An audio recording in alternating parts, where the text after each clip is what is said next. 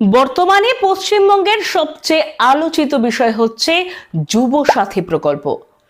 রাজ্যের বেকার অথবা স্থায়ী কাজ না করলে রাজ্য সরকার প্রতি মাসে ১,৫০০ টাকা করে দিচ্ছে। গত ১৫ ফেব্রুয়ারি থেকে ২৬ ফেব্রুয়ারি পর্যন্ত আবেদন জমা নেওয়া হচ্ছে। এই ফর্ম কিভাবে ফিল আপ করবেন জানতে হলে আমাদের আগের ভিডিওটি দেখে নিন। ভিডিওটি এখন স্ক্রিনের উপরে দেখা যাচ্ছে এবং এই ভিডিওর শেষে এবং স্ক্রিনের উপরে দেখতে পাবেন।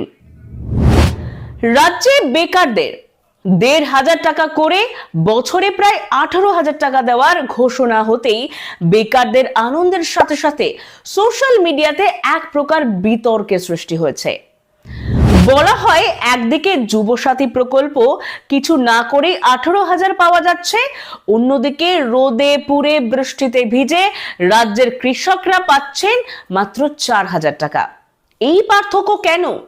আমরা সম্মানজনক ভাতা চাই। এই আলোচনা শুরু হতেই রাজ্য সরকার এবার সুখবর দিল কৃষক বন্ধুদের। এবার কৃষক বন্ধুরাও যুবসাথী প্রকল্পে আবেদন করতে পারবেন। তবে যুবসাথী প্রকল্পের টাকা পেতে হলে দুটি শর্ত পূরণ করতে হবে। এক, বয়স হতে হবে ২১ থেকে ৪০ বছরের মধ্যে, এবং ২, ন্যূনতম মাধ্যমিক পাশ হতে হবে। অর্থাৎ যে সমস্ত কৃষক বন্ধুরা মাধ্যমিক পাশ করেছে এবং বয়স ২১ থেকে ৪০ বছরের মধ্যে, তারা যুবসাথী প্রকল্পে আবেদন করতে পারবেন। এবার আপনারা দেখে নিন একটি সরকারি বিজ্ঞপ্তি। দেখুন, এখানে এটাই বলা আছে, কৃষক বন্ধুরাও যুবসাথী প্রকল্পে আবেদন করতে পারবেন।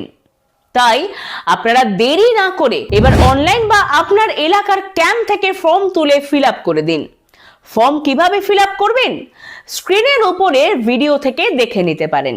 ভিডিওটি সকলকে শেয়ার করুন এবং সরকারি প্রকল্পের সব আপডেট পেতে চ্যানেলটিকে সাবস্ক্রাইব করতে ভুলবেন না।